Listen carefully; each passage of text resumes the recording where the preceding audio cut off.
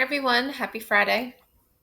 Today in writing, I'm going to show you how you can use the fantasy writing or narrative writing checklist to help you over the next couple of days to finish any revisions and edits that you need to do for your story. So today I'm going to teach you how to use the checklist, and I don't expect you to finish everything today.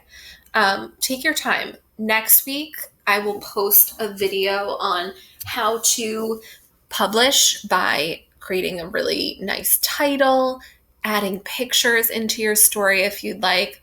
And it's not officially due until next week. So take your time today. I don't want to see anyone turning in this checklist. If I post the assignment Friday morning, today's Friday at 8 a.m., I don't want to see this checklist turned in at 8:30. Really take your time looking through the checklist and making your story the best it can be.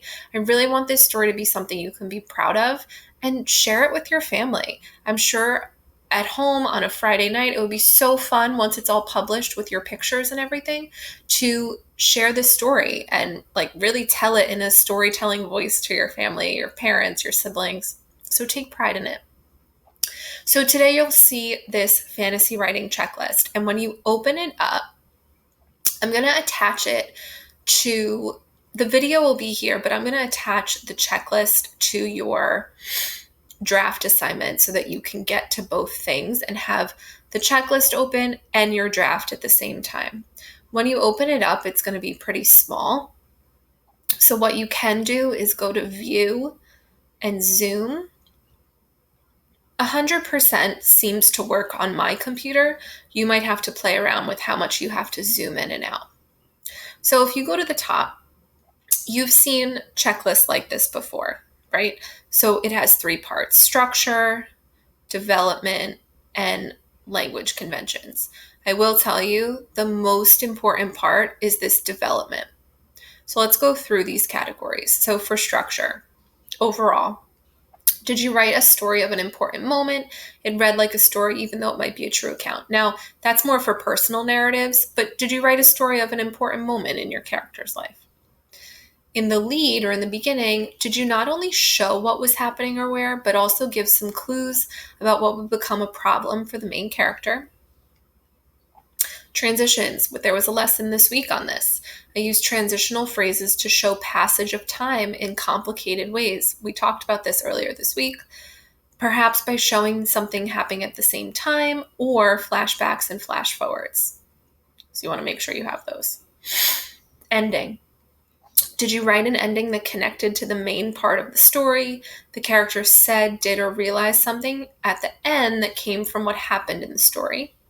Did you give readers a sense of closure? Some of you right now have endings that feel very abrupt or quick. So you really need to make sure that you wrap it up in a way where readers feel a sense of closure, like it's a really complete ending. This was yesterday's lesson. I used paragraphs to separate different parts of the story and to show when a new character was speaking. We talked about that. Some parts of the story were longer and more developed than others. We also talked about that. That refers to stretching out the heart of your story. So you'll go through that section and you'll use the scribble tool. We all know how to use that to, wherever you are. Not yet, starting to, or yes. Okay.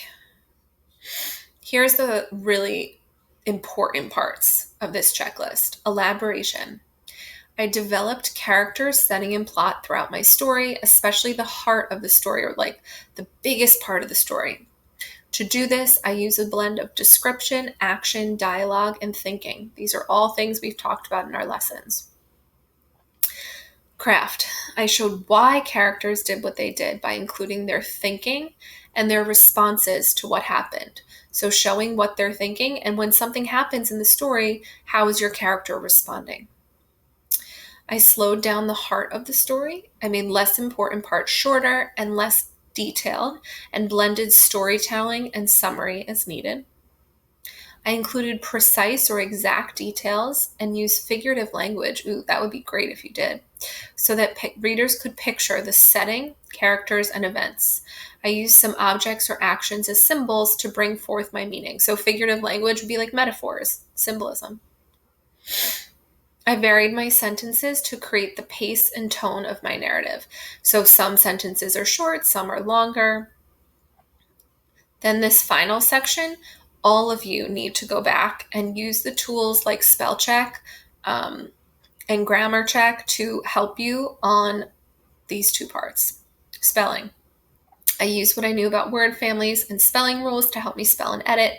I used the WordWall and dictionaries when needed. Well, you have tools on here, right? You can use your spell check, or there's a dictionary if you need to look something up. And then punctuation. We talked about commas when quoting or using dialogue, but whenever you're taking a breath, you need a comma. Look at this example. I use commas to set off introductory parts of sentences, such as, one day at the park, comma. I went on the slide. I also use commas to show talking directly to someone, such as, are you mad, Mom? So there's a comma in between when you're talking directly to someone.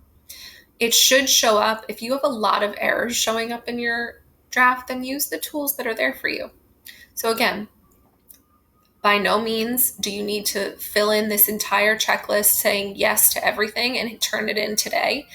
Take your time. This is a process, and I want you to really take pride in your work. If you have any questions or you want help, you can always go into the video chat and we can go through certain parts of the checklist and your draft with you. All right, bye guys.